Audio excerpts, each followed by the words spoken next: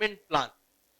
Whenever he is referring to development plan, and after the development plan, in order to implement the development plan, what do you mean by development plan? Where the hospital will be, where the police chowki will be, where the schools will be, where the gardens are going to be, how the roads are going to be, what are the social or the civic amenities that will be provided, all that is given in the development plan. So widening the road, giving the bridge, making the railway station, bus stop, all this. This needs a lot of open spaces, lot of land. So when you need a land, you need to acquire the land.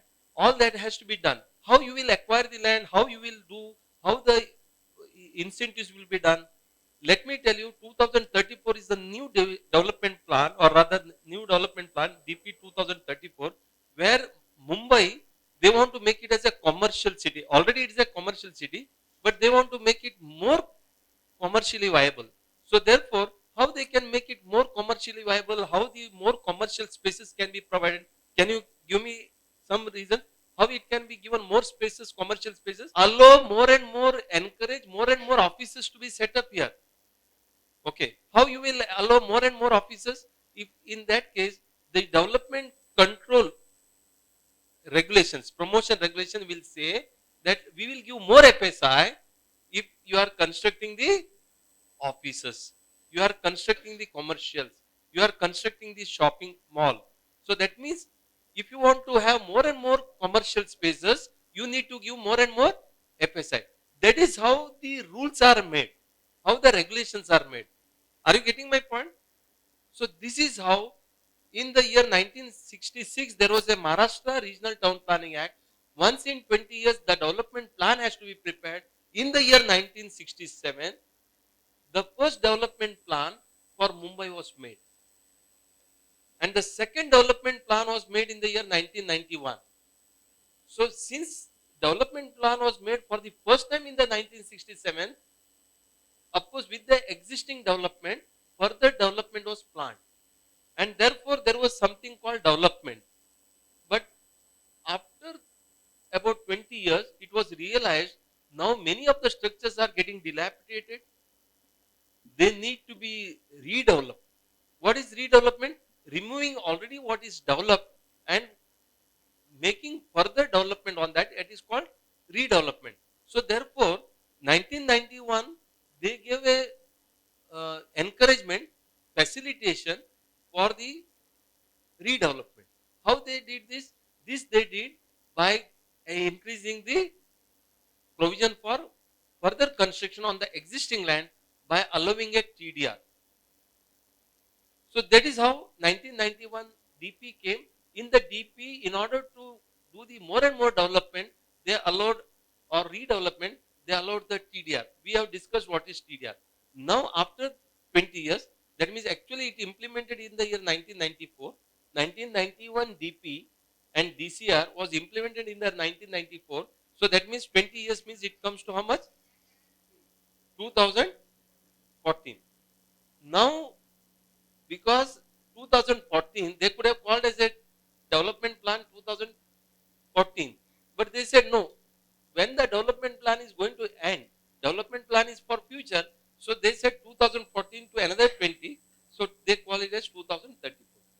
That is how 2034 DP came, and that is how now that development also wants to do the promotion, and therefore they said it is going to be DCPR 2034. So this is all about development plan 2034 and DCPR 2034. Now there was a question in the break. I just want to repeat what I had written here. So that was DCPR, that is DCR 1991 and DCPR 2034. Now you are asking me when 2034 is going to be implemented. Let me tell you that is 2034 is already approved partly. So there is something called partly already approved and there is something called excluded part. So partly approved. Now whatever is partly approved, partly which is approved is going to be implemented from 1/9/2024.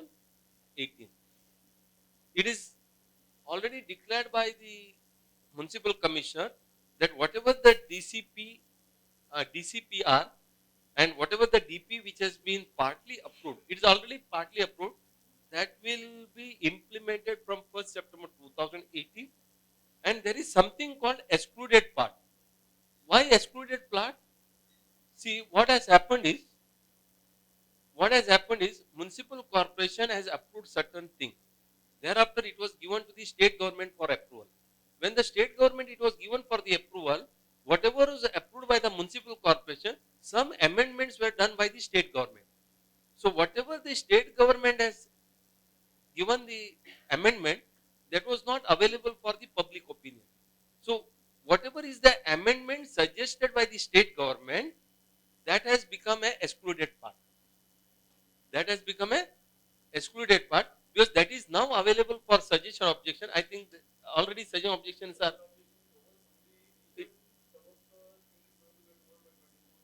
24th August, partly it will be over. Thereafter, suggestion objection, maybe they will evaluate it for next 2 or 3 months, or maybe they will take 6 months, possibly. So maybe March 2019, the new DCPR will be implemented. But partly it is going to be implemented from 1st September 2018. Now the third question which is asked, then what will happen to the excluded part? In the excluded part, whatever is the stringent means whichever is the strict rules of 1991, what is the strict rule of 2034, whichever is the strict rule, stringent rules will be made applicable, and there will be a new circular which will be issued by the municipal commissioner on 1/9/2018 as to how DCR 1991 and 2034, how both will be existing and how it will be implemented. For a excluded part, 1991 will be applicable. Stringent of this, what is proposed, what is available, whichever is the stringent norm will be applicable, and for partly approved, of course, partly approved will be applicable. So he will discuss now the development control rule which is partly approved, what is proposed by the state government, where the suggestion objections are available. So I think things are more clear. Yeah. Now one more, just before you could go, why we need to do the various development control, or because of the increase in the population. He has rightly pointed out that as the more and more population is coming, our open spaces are getting reduced. You must be knowing earlier 2-bedroom used to be nearly about 1000 square foot. Now 2-bedroom is going to be around 600 square foot. Maybe 1-bedroom is coming in 300 square foot now. Earlier 1-bedroom used to come in 600 square foot. Why all this is happening? Because more and more space we are sharing with the more and more people who are migrating to Mumbai, and we need to give them the space. So sharing is happening even within in the new development control rules, or rather DCPR. Even in a private society, you will be allowed to house the slum people, and that permission is there so that you get 4 FSI. So that also he will discuss how you will be, without paying any premium with the existing 1 FSI, how you can make 4 FSI and how you can develop these societies. That also you can enlighten. So with this, I will pass on to him. Before that, your question. Yeah. And you can ask the question, though he said don't ask the question. Let us prove that, let us put more and more question and see that how our participants are going to be. So let us ask more and more questions. Sir, from 2014-15, this new DP has been taken over by BMC for formulation, whatever may be. From 2014-15 also, they are applying that stringent clause. If some proposals had gone, they used to point a finger on us. This is new DP, so stringent clause is applying. So there is nothing new, because 15 itself they are applying the stringent clause. That is one part of it. Second, I would like to say is that suppose you are going for redevelopment, you are giving encouragement to redevelopment. Suppose there is a building like 10 buildings, 20 buildings, 200 people are there, 200 members into 5, it comes to 1000 people. Tomorrow if I have redeveloped, it is going to be double, so 2000 people. And when 2000 people are to be accommodated in the same space without one is also, you are asking to give some space as an open space and another space. So you are trying to constrict whatever is available. So is it unfair totally? So that's what I wanted to put it. See, I'll tell you, open space is a big debatable issue.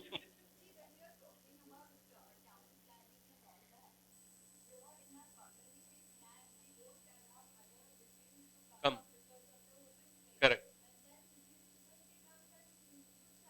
I'll tell you. Yeah. I'll tell you. I'll tell you. 1 minute. Just before he takes over, I'll just tell you. In the year 1991 DP or the Development Control Regulations 1991, there were a lot of open spaces. It was provided because certain minimum open space has to be there for the people to live. Now, what happened is all those open spaces were acquired by whom? Slum people. It developed into slum. They did not take over the open space. Now, whom to blame? I don't know. But the way water finds its own place, same way the people who wanted to make their life in Mumbai, if they were not getting good housing and the government is not supporting, they went and encroached upon the open space and they developed the slum. So now the open space is not there. Now, in order in the new DP also for the population, certain open space is required. Now that open space is acquired by you because ultimately you have to share. That is what he said. And to share, you don't share just like that. So you have to be, you have to be compelled to share. How you will be compelled to share by doing this development plan and development control promotion. Anyhow, he will answer you better.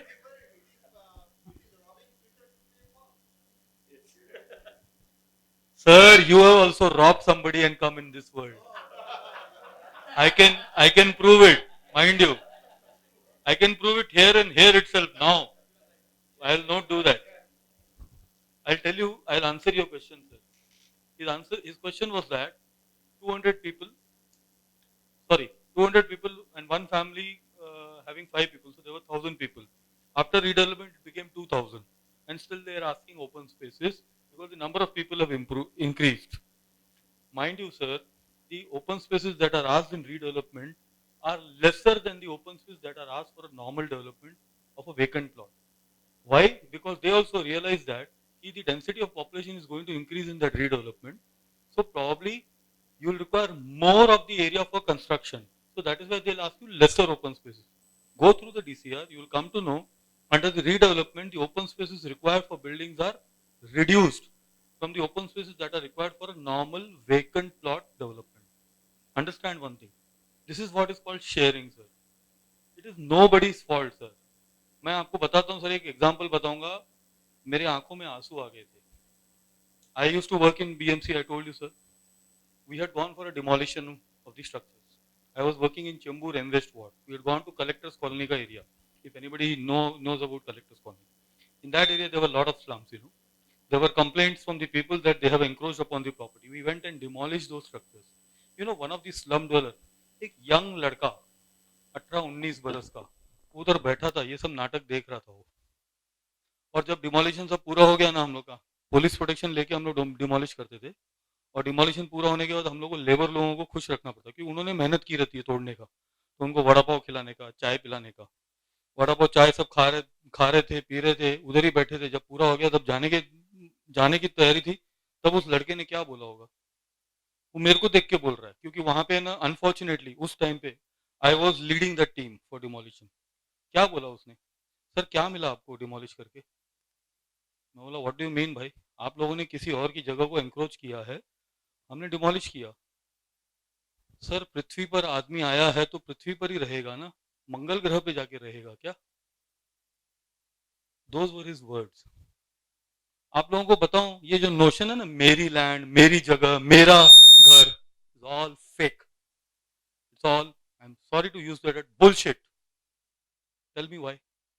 Sir ये सब है ना अध्यात्म की बातें. I am telling you practically, legally I am telling you कि this Prithvi doesn't belong to any one single person. It belongs to everybody who has come in this world. Tell me how. See why I am telling you all this. एक है ना, एक empathetic view होना चाहिए लोगों का। हम लोग है ना बहुत, मैं ना बहुत सर गुस्सा करता हूँ, मेरा है ना बहुत ही मतलब, मैं गाड़ी चलाते चलाते लोगों को गालियां देता हूँ, क्योंकि साले मरना है तो मेरी गाड़ी के नीचे जाने का था तेरे को। बाद में ये रियलाइज होता है कि गलती तो मेरी भी है, मैं गलत किया। मेरी वाइफ उधर बैठी है सर, वो मेरे को डंडा मारती रहती है हमेशा, बोलते महेश तुम ऐसा क्यों करते हो, वो भी इंसान है, उसका भी उतना ही हक है जितना तुम्हारा हक है, शायद उसका ज्यादा है क्योंकि वो चल रहा है रास्ते पे, वो साइकिल पे है। Sir you have empathetic view. जब पृथ्वी पर कोई नहीं था, एडम और ईव थे, आधी पृथ्वी एडम की थी, आधी पृथ्वी ईव की थी। उसके बाद उसके 4 बच्चे आए, 6 में डिवाइड हो गई। उसके बाद उसके 8 बच्चे आए, 14 में डिवाइड हो गई। उसके बाद उसके 20 बच्चे आए, 34 में डिवाइड हो गई। किसने डिवाइड किया? किसने डिवाइड किया? भगवान ने आके लिख के दिया, प्रॉपर्टी कार्ड पे भगवान ने साइन करके दिया, एडम तेरी इतनी जगह, ईव तेरी इतनी जगह, तेरे बच्चे की इतनी जगह। किसने किया? आप और मेरे जैसे लोगों ने किया। क्या किया? It was only a mean to administer this land matter properly. ये रिकॉर्ड्स मेंटेन करे गए थे। किसने रिकॉर्ड मेंटेन किया?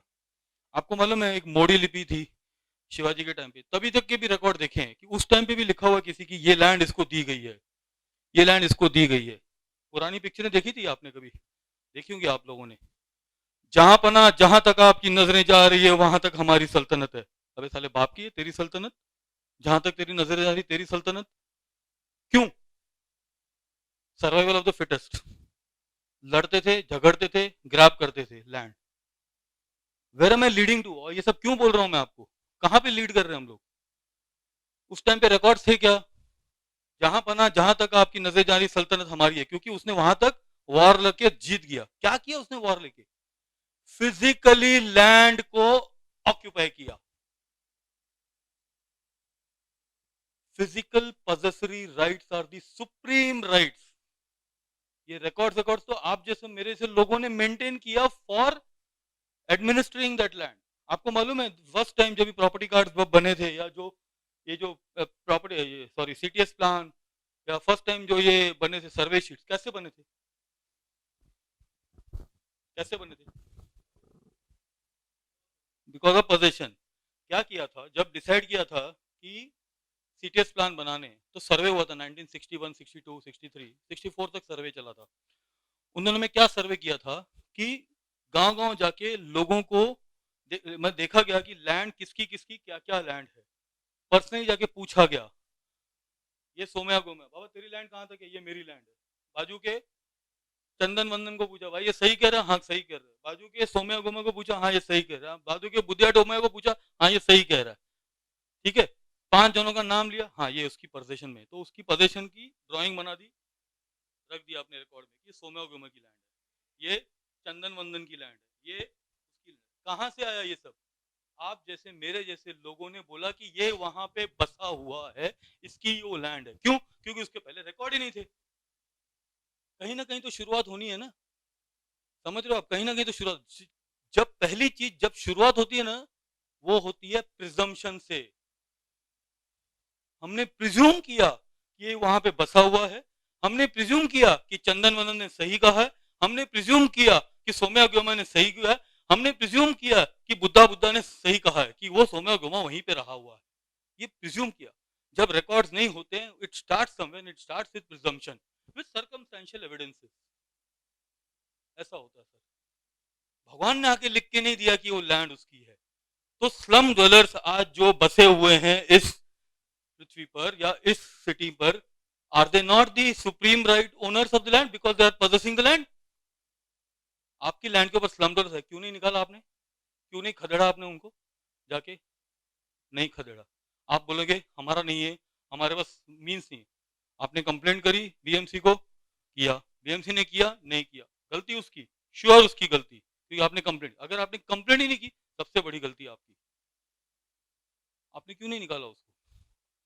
अच्छा, दूसरी बात, जब तक आप है ना कंप्लेंट लेने के, एक बात आपको मतलब something called adverse possession, I hope you people are aware.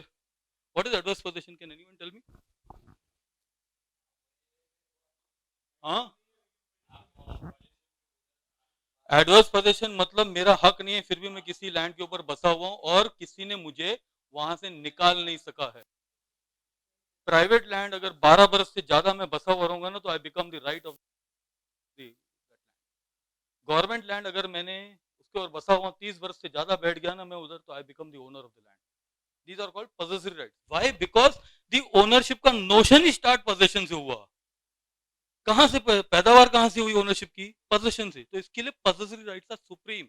So understand one thing sir, understand one thing. जो जो मुंबई के जो प्रॉब्लम्स है ना, वो पॉपुलेशन आई हो, उसका प्रॉब्लम ये नहीं कि पॉपुलेशन है कि यहाँ से बसी बाहर से। प्रॉब्लम ये है कि पूरी इंडिया में और कोई जगह को डेवलप नहीं किया इन गधों ने, खाली बंबई को ही डेवलप करते गए। अगर ऐसे बंबई जैसी बहुत सारी सिटी तो लोग अपने आप फैल जाते थे। आज क्यों नहीं आते लोग? आज आपको मालूम है स्टैटिस्टिक्स में बिहार से बहुत कम लोग आते हैं यहाँ पे, क्योंकि Bihar itself is getting progress होता है। अगर आप डेवलप करोगे वहां से तो लोग कम आएंगे sir. So what I'm trying to tell you that इतिहास गवाह है, I am using those words. Humanity settles where, कहां पे सेटल होती है? स्टार्ट कहां से हुआ? जहां जहां नदियां मिली, नेचुरली, जहां पे नेचुरल रिसोर्सेज, जहां पे रहने के साधन मिलेंगे, लोग वहीं पे दौड़ेंगे। तो सबसे ज्यादा साधन बंबई में थे, इसलिए लोग यहाँ पे आते थे। अगर यही साधन पूरे इंडिया में फैला दिए होते तो क्यों आते थे लोग यहाँ पे? क्यों आते थे? So have empathetic view sir, हम सब भाई बहन हैं। Okay.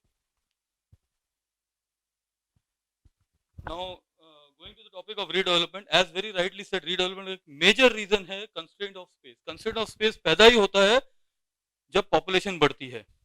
Can anyone tell me one thing? ऐसी कौन सी सिचुएशन पे है ना रीडेवलपमेंट की नेसेसिटी फील होगी? ऐसी कौन सा, what is the event that will trigger redevelopment? Apart from all this I am relating, I am talking about population, purely population. ऐसा पॉपुलेशन का कौन सा इवेंट है जो इमीडिएटली है ना रीडेवलपमेंट ट्रिगर करने को सोचेगा? मतलब आपको बता रहा हूँ 67 के रूल्स में रीडेवलपमेंट का प्रोविजन नहीं था। क्यों नहीं था? लैंड ज्यादा थी, पॉपुलेशन कम थी। The moment population using the land increases, the quantum of land to be used, redevelopment की जरूरत पैदा होगी। आज बंबई में कहां पे ग्रीन लैंड है? क्यों? क्योंकि सारी लैंड की पॉसिबिलिटी कहां से हुई? क्योंकि सारी लैंड कवर हो चुकी है, पॉपुलेशन अभी भी बढ़ी हुई है। तो पॉपुलेशन बढ़ी है लेकिन उसको केटर करने वाला रिसोर्स कंस्ट्रेंड है, तो रीडेवलपमेंट की जरूरत है। इसके लिए रीडेवलपमेंट में तो क्या करेंगे? लैंड तो कंस्ट्रेंड है, बाहर किसी के दूसरे के घर पे तो जा नहीं सकते, तो उसी घर में ऊपर जाएंगे। ऊपर कैसे जाएंगे? एफएसआई बढ़ाएंगे, एफएसआई बढ़ाएंगे तो ऊपर जाएंगे। आज अगर 1000 स्क्वायर मीटर का प्लॉट है, उसके मैंने एक एफएसआई रखा तो 1000 स्क्वायर मीटर ही बांध सकूंगा मैं, 7 माले बांध सकूंगा। समझा मैंने? 300 स्क्वायर मीटर का एक मैंने प्लेन बांधा तो 7 माले बांधूंगा। अब 2000 लोग हो गए तो मेरे को 2000 करना, तो 7 की 14 बांधूंगा मैं, एफएसआई मेरी 2 हो गई। कि मैं बाजू के घर पे तो जा नहीं सकता हूँ, बाजू वाले के घर पे जा नहीं सकता हूँ, उसी में बांधना है मुझे। तो रीडेवलपमेंट का एक इंपॉर्टेंट एस्पेक्ट है कि in a limited constrained land, given the situation of the land, सारे लोगों को अकोमोडेट करना है। तो कैसे किया जाए? By increasing the FSI. FSI increase करते हैं in the terms of incentives, वो हम लोग will discuss one by one. अब रीडेवलपमेंट के 3-4 टाइप्स है। मतलब क्या है? Why I am discussing only this type, there are other types also. All this time अगर आप देखोगे ना ध्यान से, अगर रूल्स एंड रेगुलेशन पढ़ोगे 91 के, तो रीडेवलपमेंट के सारे जितने भी प्रोविजंस है ना, वो है ना ज्यादातर सिटी को कवर करते, आइलैंड सिटी को। हम लोगों ने आपको बताया, सर ने बताया कि बॉम्बे के ना 3 डिवीजन हो चुके हैं, बिल्डिंग प्रपोजल 3-4 सेक्शन में। एक आइलैंड सिटी में है। सिटी, आइलैंड सिटी कहाँ से एक्सटेंड होती है? कोलाबा से लेके माहिम तक और कोलाबा से लेके सायन तक, वो पोर्शन में ही रीडेवलपमेंट होता था। वहाँ के उसके लिए प्रोविजन थे। पुरानी बिल्डिंगें थी, उसको सेस्ट बोला जाता था। क्यों सेस्ट बोला जाता वो भी बताता हूँ मैं बाद में। सेस्ट बिल्डिंग थी, उनके लिए रीडेवलपमेंट था। क्लस्टर रीडेवलपमेंट था। फिर महाड़ा का रीडेवलपमेंट था जो सबर्ब्स में भी था। लेकिन ऐसी जो बिल्डिंग है जो ना तो महाड़ा की है, ना तो सेस्ट है, ना तो आइलैंड सिटी में है, उनको कैसे रीडेवलप किया जाएगा? Cooperative housing society. Cooperative housing societies का रीडेवलपमेंट के लिए there was no provision in 1991। क्यों? कैन एनीवन से क्यों? हाँ, जरूरत क्यों नहीं थी? हाउसिंग सोसाइटीज कम थी, और दूसरा 1991 में एक ध्यान में रखना, जब 67 का डीपी पास किया था ना, तभी only Mumbai island city was the area which was focused for development. Suburbs में हार्डली कुछ डेवलपमेंट था, सबर्ब्स की लैंड तो पूरी खेत खलियान खाली पड़ी हुई थी। 1991 तक भी सिचुएशन कोई इतनी खराब नहीं हुई थी, there was lot of land available in suburbs. तो जितने भी डेवलपमेंट होने, तो लैंड जब अवेलेबल थी तो रीडेवलपमेंट की जरूरत नहीं, लोग वहां पे बसाए जा सकते हैं। जब लैंड नहीं होगी तभी रीडेवलपमेंट की जरूरत आएगी, क्योंकि पॉपुलेशन है लेकिन सोर्स नहीं है, ठीक है ना, रिसोर्स नहीं है। तो वो अभी जरूरत पड़ी है, क्योंकि अभी Bombay is practically choke block, practically choke block. अगर कोई आपको है ना लीगली एकदम क्लियर वेकेंट वर्जिन लैंड मिल जावे ना, तो गनीमत है आज आपको। मतलब आप अगर मुझे दिखा दो ना, तो मैं धन्य भाग समझूंगा कि चलो आ गई मेरे पास एक तो प्रपोजल आया जिसको हम वेकेंट लैंड पे डेवलप करें। बहुत ही मुश्किल है, कहीं ना कहीं लिटिगेशन रहेंगे, कहीं ना कुछ प्रॉब्लम्स रहेंगे, और कुछ ना कुछ तो वहाँ पे रहे ही है, स्ट्रक्चर है ही है, या तो कोई रिजर्वेशन है, या तो एक्वायर्ड लैंड, या तो कुछ। There is no green field development available in Mumbai because of. So when there was no provision for cooperative housing society, तो कोऑपरेटिव हाउसिंग सोसाइटी का रीडेवलपमेंट होता कैसे था? तो it was only through the provision of basic FSI, मतलब जो zonal FSI, और TDR. ये दो फैक्टर से ही होता था। लेकिन उसमें प्रॉब्लम क्या होता था, बाद में भी फंजिबल भी आया, तो एक बेसिक एफएसआई हुआ करता था और एक टीडीआर हुआ करता था, मतलब दो एफएसआई हो गया। फंजिबल आने के बाद 35% ऐड हो गया, मतलब 2.7 एफएसआई हो गया। 2.7 में सारे रीडेवलपमेंट होते थे कोऑपरेटिव हाउसिंग सोसाइटीज के।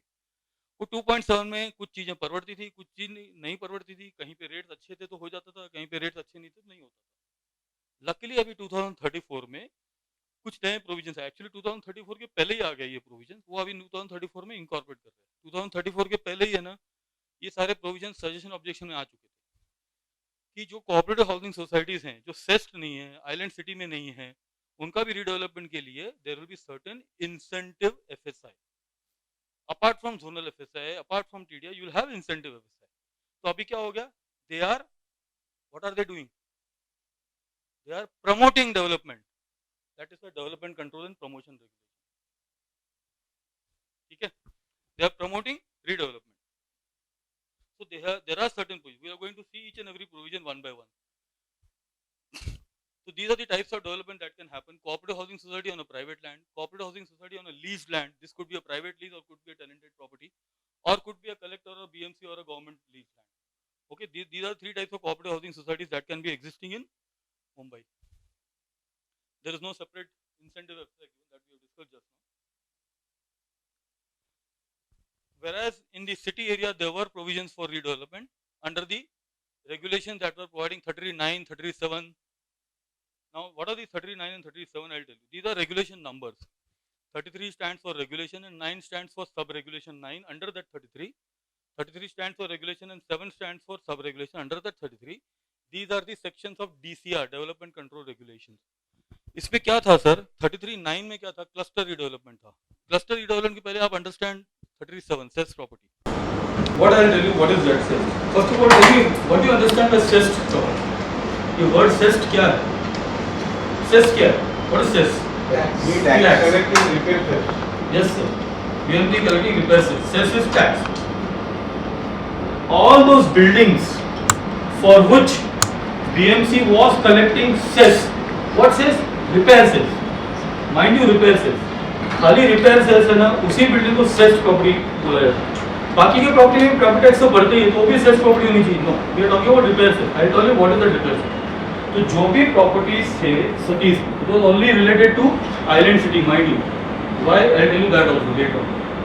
सो all those properties which are in island city from Colaba to Mahim and Colaba to Sion, these properties where repair cess was being collected by BMC, such properties are known as cess properties, and there was a provision made for redevelopment of these buildings as a obligatory duty from the government. Why, I tell you.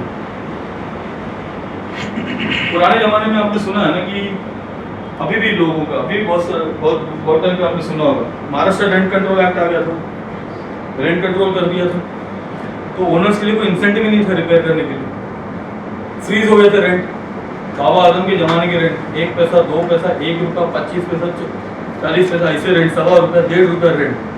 तो भाई साहब वो क्या कर रहे हैं, 1.25 रुपये में तो आज सारा एक चना भी नहीं आता। तो कहने का मतलब रिपेयरिंग का कोई इंसेंटिव नहीं था, उसके लिए ओनर स्टार्टेड निग्लेक्टिंग सच बिल्डिंग। लेकिन फिर over a period of time ये बिल्डिंग्स तो डिलैपिडेट होती ही जा रही थी, क्योंकि nature will always happen, nature तो रुकेगा नहीं। तो नेचुरल फोर्सेस ने उन बिल्डिंग्स को डिलैपिडेट कर दिया और ऐसी बिल्डिंगें गिरने भी लगी। गिरने लगी तो किसका नुकसान होगा? जानवर, पब्लिक का नुकसान, पब्लिक मरती है, poor people died, there are so many damages that happened.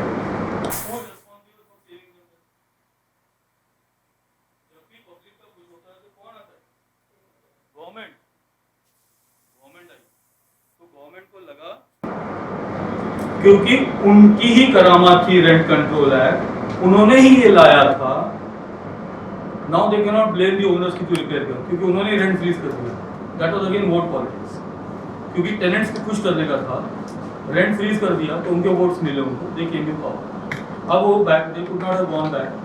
अब क्योंकि ये एक्सीडेंट्स होने लगे तो उसके लिए उन्होंने ये भी ओनर अपने ऊपर लिया। क्या लिया उन्होंने कि ऐसी प्रॉपर्टीज जहाँ पे रेंट्स फ्रोजन हो गए या जो भी है प्रॉपर्टीज है, ये प्रॉपर्टीज को है ना एक स्पेसिफिक है ना अमाउंट, छोटा सा अमाउंट टेनेंट से कलेक्ट किया जाए as a tax, and this amount, extra amount that was being collected over and above the normal outgoings, that was being kept in a separate account by BMC, which was then being shifted to MAHADA. Why MAHADA? MAHADA then constituted Mumbai Repairs and Reconstruction Board. This was precisely, actually formed, this board was formed to take care of repairs of such buildings. Repairs of such buildings. Repairs के लिए पैसे तो लगेंगे, तो पैसे कहाँ से आएंगे? तो टेनेंट से निकालते थे। ये पूरा सेस उधर शिफ्ट होता था MAHADA के पास।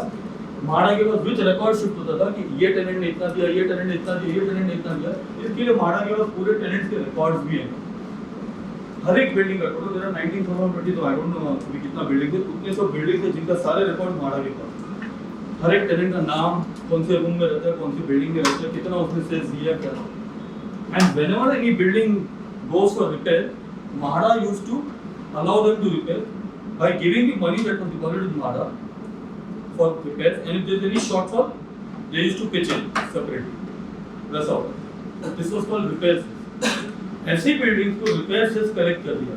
अब रिपेयर सेस कलेक्ट कर लिया तो नेचुरली उसका पैसा आ गया, यानी कि it was being recognised, therefore उनको फर्स्ट बेनिफिट दिया। रीडेवलपमेंट के लिए ऐसी बिल्डिंग को बेनिफिट दिया जाए, इंसेंटिव है, because government has taken the owners on itself. So that is why redevelopment cess property scheme.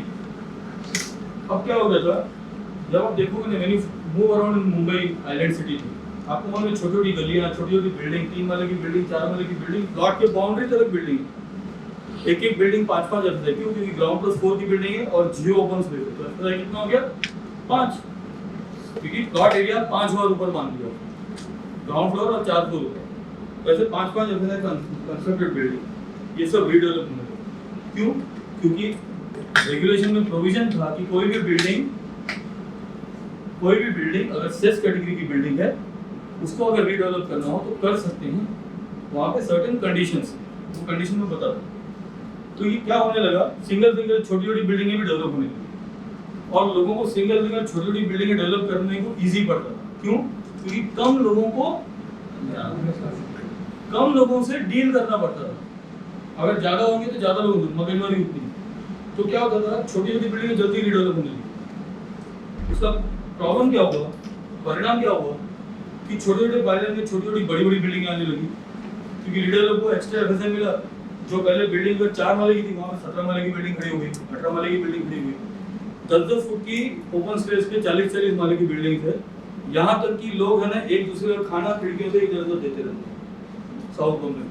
मैं आपको बताऊँ ऐसी एरियाज बहुत जगह पे 40 माले की बिल्डिंग 800 स्क्वायर मीटर के प्लॉट पे 3 मीटर का ओपन स्पेस, 1.5 मीटर इसका, 1.5 मीटर इसका, और ऊपर से उधर से फ्लावर बेड बाहर निकले हुए और ऊपर से एलिवेशन ट्रीटमेंट बाहर निकले हुए, 1.2 इसका निकला, कितना हुआ 2.2, 3 मीटर, बाकी बचा कितना 2 फुट। 2 फुट तो आराम से हाथ इधर उधर जाता है, तो लोगों के डिशेज एक्सचेंज होते हैं 40 माले, वैसे होने लगे। तो गवर्नमेंट को ये देखने लगे कि यहाँ पे इंफ्रास्ट्रक्चर डेवलप करना बहुत मुश्किल है, ये तो हैप्पीज़र डेवलपमेंट हो रहा है, तो they came up with cluster development scheme. ये 37 में है ना, देयर इज अ शॉर्टफॉल कि सब हैप्पीज़र डेवलपमेंट हो रहा है, छोटे छोटे प्लॉट में बड़ी बिल्डिंगें आ रही है, तो infrastructure is getting affected. Therefore, they came up with another scheme, cluster development. What does the cluster speak of? Instead of developing small single buildings, take a group of buildings, come forward for the development, you get additional incentive. So there was additional FSI given over. Under 33(7), the FSI was whatever you give rehab area, उसका 50%, maximum up to 3, ऐसा था. और अगर number of tenant ज्यादा थे और उनका 50% 3 से भी ज्यादा था तो उतना मिलेगा, लेकिन मेजॉरिटी के केसेस में 3 तक ही जाता था. क्लस्टर डेवलपमेंट में 4 FSI थे in order to promote larger cluster, so that क्या होगा, प्लानिंग अच्छी होगी, इंफ्रास्ट्रक्चर अच्छे से प्लान कर सकते हो, ओपन स्पेसेस प्रॉपर दिए जा सकते हैं, क्योंकि आपके पास ज्यादा मिनिमम एरिया क्लस्टर का कितना होता है, 2000 लगा, बाद में 4000 का. तो 4000 स्क्वायर मीटर का मिनिमम अगर आपने एक लैंड ले लिया जिसमें 7 8 10 बिल्डिंग जो भी है सब इकट्ठा ले लो, that becomes a cluster. You can go under 39, that is cluster development. ये दो. अब व्हेन ये सब हो रहा था ना, तो there was lot of hue and cry by the people who are being deprived of this development. Who are the people who are deprived? जो लोग सेल्स प्रॉपर्टी नहीं थे, जिनकी सेल्स प्रॉपर्टी नहीं थी, they were deprived. पुरानी building थी, गिर रही थी, लेकिन they were not being getting the benefit of the, क्योंकि उनको सिर्फ 2 FSI मिल रहा था. 2 FSI में कभी करोड़ था, कभी नहीं करोड़ था. क्लस्टर डेवलपमेंट की सिर्फ आइलैंड सिटी में थी, सबब में थी नहीं. तो government came up with another regulation 33(7)(a), जहां पर उन्होंने कहा कि ऐसी बिल्डिंग जो टेनेंट ऑक्यूपाइड है और नॉन सेल्फ है, आइलैंड सिटी में है लेकिन नॉन सेल्फ है, सबब में है, टेनेंट ऑक्यूपाइड है, उसका भी आप रीडेवलपमेंट करिए, आपको इंसेंटिव व्यवस्था दिया जाएगा. ठीक, ये इंसेंटिव व्यवस्था क्वांटम वगैरह सब वो डीसीआर में दिया गया है. It is 40%. अगर आपने 100 काम किए तो 40 इंसेंटिव मिल जाता है, प्लस आपको जोनल एफएसआई मिल जाता है. ठीक है, so they came with that. It is unlimited FSI actually. 37 unlimited FSI depends on the number of tenements. अगर आपके number of tenements कम है तो rehab plus incentive मिलाकर अगर 3 FSI से कम है तो 3 मिलेगा. rehab plus incentive अगर 3 के क्रॉस कर जाता है 3 के ऊपर मिलेगा, जितना भी क्रॉस करता है unlimited FSI. 37A में भी 3 FSI. हाँ, 37A में भी 3 FSI. Actually उसका एफएसआई कंपटीशन थोड़ा डिफरेंट है, वो यहाँ पे मैं शॉर्ट में बता देता हूँ. 37A क्या होता है, ये मेरा प्लॉट है, ठीक है, इसमें तो 3 बिल्डिंग है. इसमें समझो ये एक बिल्डिंग है ना जहाँ पे टेनेंट्स रहते हैं. टेनेंट्स मतलब कौन, जो लोग भाड़ा देते हैं. और ये बिल्डिंग्स है ना, इसमें तो जो भी फ्लैट्स है ना, they are owned by the people who are staying over here. These are self owned apartments, these are tenants occupied. तो 37A में ना जो टेनेंट ऑक्यूपाइड बिल्डिंग है ना, जब भी आप रीडेवलपमेंट करोगे 1+1 में, ये जो टेनेंट्स है दे आर नॉट ओनर्स, फिर भी उनको फ्री ऑफ कॉस्ट मिलेगा बेनिफिट, लेकिन इनका जो बेनिफिट है उसमें से शेयर होएगा. अगर नॉर्मल केस में अगर जाते हो तो 1+1 into 1.35 आपको 2.7 FSI मिलता है. ये 2.7 FSI में सभी लोग शेयर कर रहे थे, इनका भी कुछ इनको भी शेयर हो रहा था. इसने क्या कर दिया, टेनेंट ऑक्यूपाइड बिल्डिंग को आप जितना भी दे रहे हो ना उसका 40% है. Actually it is on the basis of the cost involved, तो रफली वो 40% जाता है. तो जो भी आप है ना इनको देते हो, उनका जो भी कॉस्ट इन्वॉल्व रहता है वो कॉस्ट का into 1.40 टाइम्स कुछ देते हैं, क्योंकि 40% treated as profit. For example इधर 1000 स्क्वायर मीटर आपने बांधा टेनेंट्स के लिए और इनको फ्री ऑफ कॉस्ट दिया, तो 1000 स्क्वायर मीटर बांधने के लिए समझो आपका 10 करोड़ खर्चा, तो आपको 14 करोड़ जितना एरिया एक्स्ट्रा मिलेगा. 14 crore divided by ready rate, उतना एरिया आपको इंसेंटिव मिलेगा. ये रफली आप देखोगे ना तो ये 40% के आसपास आता है. तो इनका एरिया उनको सेपरेट मिल गया और बाकी 2.7 में इन दोनों का हो गया. तो क्या हो गया, they are also happy, they are also happy. That is the difference that they have done. And again limit will be again as per the permissible excess का लिमिट जो दिया हुआ है, एक 30 DCR 30 जो DCPR 2034 में क्लॉज 30 है. 30 में उन्होंने मैक्सिमम परमिसिबल एफएसआई दिया, you can not cross that. And 99.9% area में कभी भी आप वो लिमिट क्रॉस नहीं करते, क्योंकि सबर्ब्स में लकीली है जो डेवलपमेंट हुआ है बहुत कम एफएसआई के हुए हैं. कहीं कहीं तो 0.5 FSI The tenements are 100 square feet. When they are entitled to 300 square feet, but whatever we have area plus 40% will be there. हाँ बढ़ जाएगा. There are many cases वहाँ पे, लेकिन सबर्ब में आपको बहुत कम लोग ऐसे मिलेंगे जो 100 स्क्वायर फीट का आपको सिटी में मिलेंगे. सबर्ब में लोगों को 1 रूम किचन 1 BHK था ही. तो लगभग है ना वो बहुत, आप देखोगे ना सपोज में क्या था, FSI 1 रखा था और बहुत सारी एरियाज में FSI 0.5 रखा था। और जो जैसे बहुत सारी एरियाज में जो जहाँ तक लोग ना सोच रहे थे कि डीपी कभी पहुंचेगा ही नहीं, तो वहाँ पे भी उन्होंने एरिया मतलब FSI कम रखा। तो ऐसे एरिया में जो डेवलपमेंट वो 0.5 FSI के आसपास हो गए, 0.5 0.7। माड़ा के लेआउट ले लो ना, माड़ा के लेआउट में हार्डली किसी लेआउट में आपको 0.7 0.8 के ऊपर मिलेगा। बहुत ही कम लेआउट है जहाँ पे 1 FSI कंज्यूम किया। कितना FSI, वो भी 0.7 ऑफ नेट प्लॉट है, और आजकल आपको ग्रॉस प्लॉट के ऊपर मिलता है। तो रोड्स, ओपन स्पेसेस, उनका भी FSI मिलता है, जो FSI एक्सप्लॉइट ही नहीं हुआ है। तो वो सिचुएशन ही कभी नहीं आएगी कि आप है ना परमिसिबल FSI के लिमिट के बाहर जाओ, भूल ही जाओ, सिचुएशन कभी नहीं आएगी। ठीक है।